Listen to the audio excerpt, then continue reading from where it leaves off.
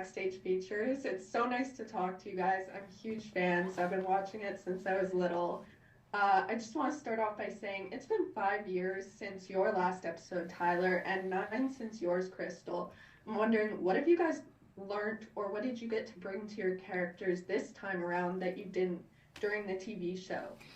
I just a whole lot of life experience and depth and wisdom and joy and pain, and so like all the things you experience as an adult that I didn't experience before. Heartbreak, joy, all of it. I feel like the deeper that I go in my real life, the better that I can approach my characters. Yes, I couldn't say it any better. You know, the 5 years, there was a lot that happened within that 5 years that kind of, you know, it shapes you, and it makes you into this sort of, it's hard to describe. Becoming an adult, you get a little bit more comfortable with yourself, but you also have this baggage that you're holding on to from all these experiences, whether it is pain or joy. And it just forms you into just a more balanced person, hopefully. And so being able to bring that to the characters is so needed and necessary, and I'm really happy that we got to do that because they deserved it, you know, seeing these characters grow up and become adults, and it's something that you want to see, and so I'm really happy we got to do that. Yeah. Yeah, definitely. Thank you. Thank you. Belinda, you have the next question. Did you say me? Yes. Okay, Ron Patel, comic book movie. Yeah, like you're saying, there's a lot of Oh, baggage. so sorry. No, Belinda. Sorry. Hi, I'm Belinda from Chatting with B. Hi, Tyler and Crystal. How are you guys? Good. Great. Awesome. A big hello from New Zealand. Yes. My question is for either of you, actually. The movie hasn't even come out yet, and yet fans are already asking, is there going to be another movie, or is there going to be a new season? I mean, fans are hungry for it. Is this something that you guys have discussed? Oh yeah, definitely. I want that. We all want that. You know, it's something that we fantasize about with each other, and we're kind of talking about, if what happens next if we have another movie? Like we start like brainstorming and kind of getting ideas together, you know. But you know as much as we do, there's nothing set in stone just yet. Hopefully the fans love this movie and we get the green light to do more, whether it is a TV show or another movie or 20 more movies or 20 more episodes or seasons of a TV show. You know, it's something that I will always want to partake in because it's so close to my heart, and it's this story is just so fun to play over and over and over again. So I'm ready.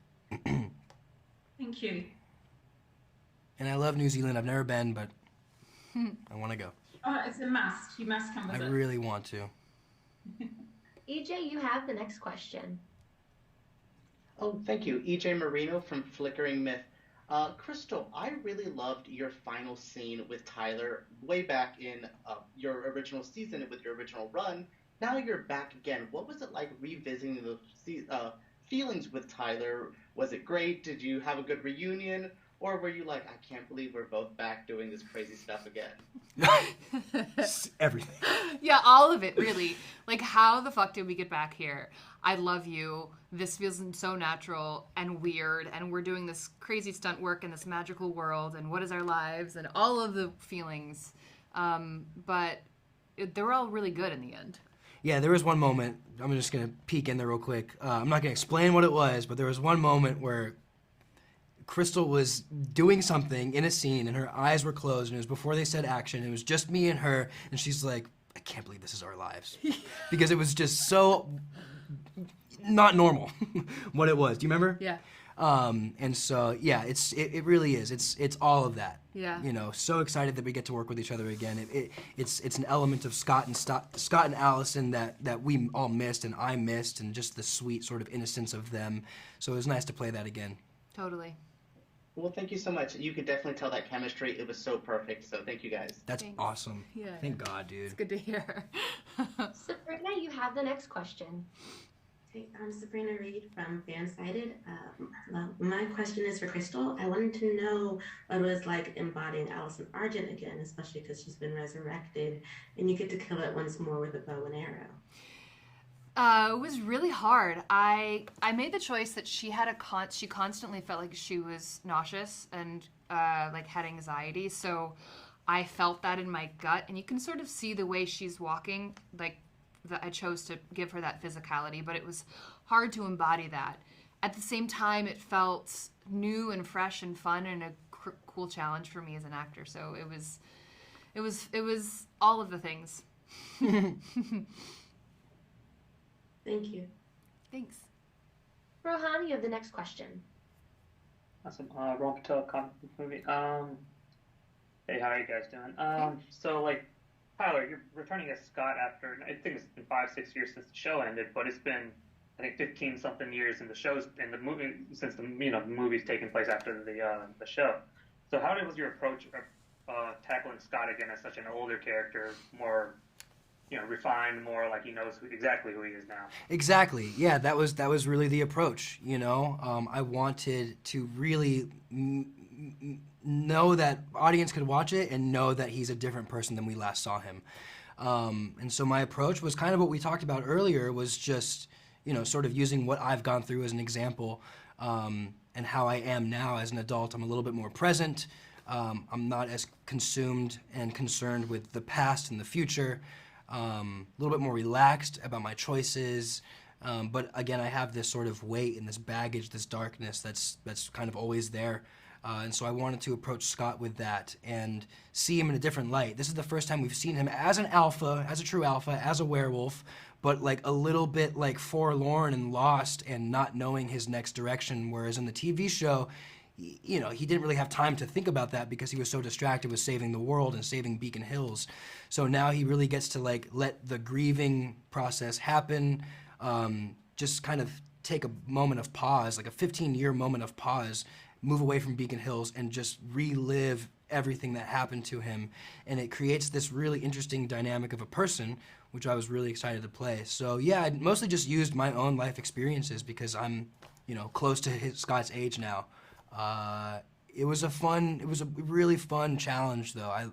That was my favorite part about doing this movie, was kind of bringing that character to life 15 years later and where he's going to be. It's interesting. It's fun. It's cool. Yeah, absolutely. Awesome. Thank you. Thanks, Ron. Gabrielle, you have the next question. Hi, I'm Gabrielle with Distractify. Can the two of you talk about the fight choreography for this movie? Because I especially love the sequence at the end with the two of you fighting against the Oni, which is very reminiscent of the first two seasons together in the show when the two of you would fight alongside one another.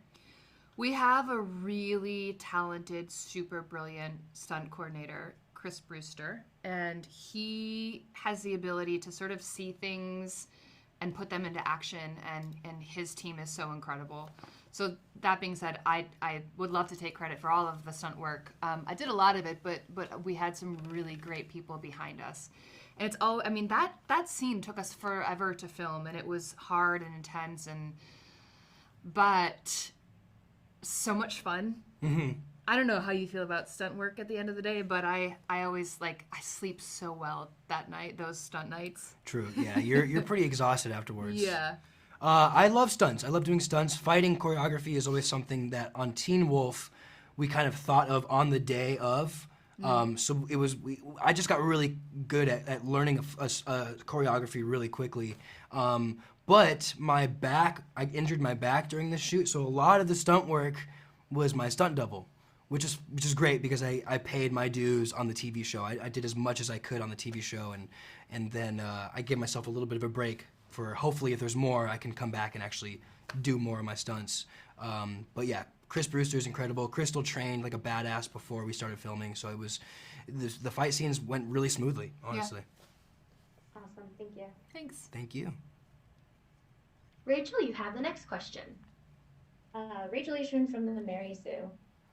Hey guys, so I'm about to age myself, I'm sorry, but so I watched this show when I was in college, and it truly, watching this movie, there are moments that took me back to being that college kid watching Teen Wolf every week, especially with Allison when she has her bow and arrow, and then when all of the wolf pack kind of jumps into action and you get to see like the jumps like we used to see on the show.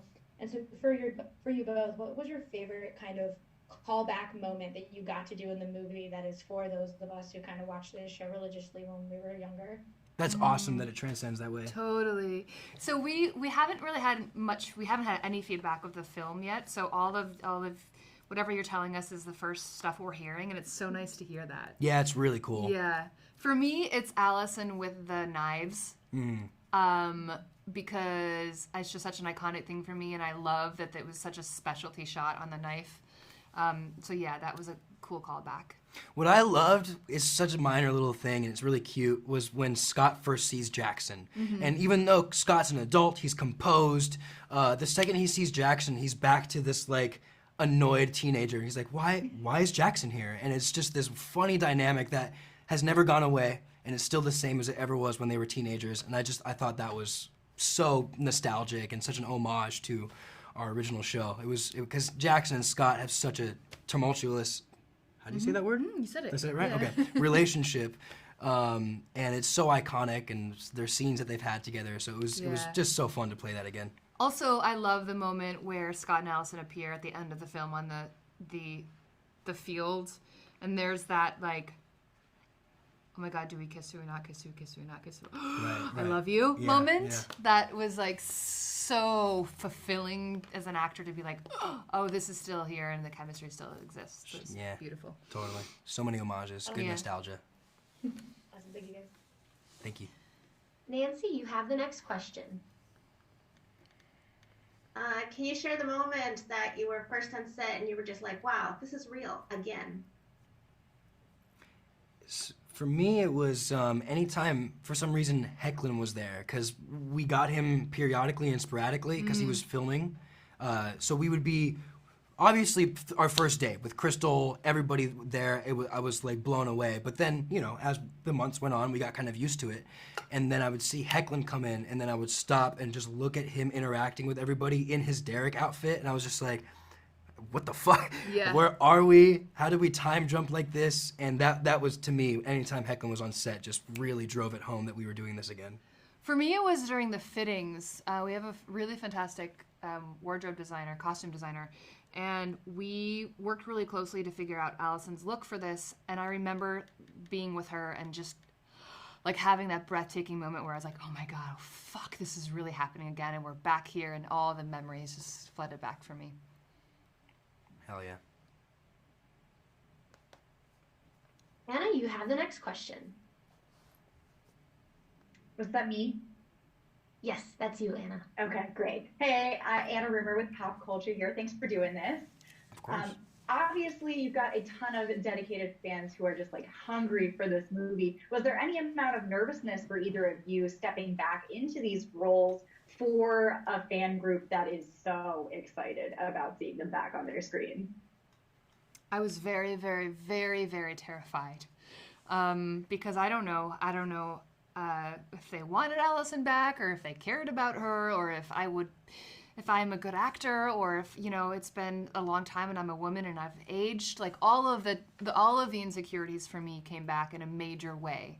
But I knew that the story was solid, and I wanted to be able to be back and hang out with everyone. So, but yeah, that fear's still there. I mean, I hope everyone loves it. They definitely I hope it will. resonates. Yeah, it will. For me, I always, obviously you want to do the fans justice. You want to give them what they're used to, but also grow it and shape it differently and make it more relatable to them, because they've grown also. And so there's a lot of weight behind doing this, bringing these characters back again. And it's this fine line that you got to walk and balance on and make sure that it's perfect. And I think in the very end, you just got to make yourself proud. And for me, when I watch the movie, I'm very proud of the performance that I gave Scott, and I think a lot of people will like it. And it seemed like the perfect trajectory and growth for him. And I'm super proud of it. But yeah, it's fucking super nerve-wracking. Yes. I was like, I love acting. I try to do it as much as I can. And 5 years later, I was like, do I still know how to play this guy? I really didn't know. And then as soon as he said action, it really flooded back to me, and I felt really good. But yeah, it's a trip. It's weird. It's a weird scenario to be in. Well, I loved it, if that means anything. So thank you. Thank you so much. Alrighty, it does mean Avery, anything. you have the next question. Hi, Avery Thompson, Hollywood Live. Tyler, so many amazing characters from Teen Wolf come back in the film, but Dylan O'Brien did not come back for this. How did it feel to sort of have Scott without his wingman, with Styles? Oh, dude, yeah, it's it adds dynamic to Scott that it's complicated because for me, Tyler Posey, I miss him every single day, filming and just in my daily life when we're not hanging out. You know, we really grew on this show together, and every memory I have on this show is tied with him somehow and connected with him. But in Scott's world, they're not separate. Like, you know, they still text constantly and see each other whenever they can. You know, so Scott's dynamic doesn't really change too much. I think just for me as an actor, you know, more weight was sort of put on my shoulders, which I love to bear. I love to bear that weight, and I want that challenge, and I want to succeed, and I want people to see that, like, you know, I was able to still keep the dynamic of Scott and Styles alive, but with just one role. And, you know, it's definitely, we do our best to pay homage to Styles, and he's still in there as much as we can without actually seeing him. So I think it was all perfect, you know. It's in a perfect world, you know, we all would have been together again and had a big reunion, but, you know, I think that we did it the best way that we could, definitely. Absolutely. Thank you. Thank you. Gracie, you have the next question. Hi again. I was just wondering, I know you've added some new characters in here as well.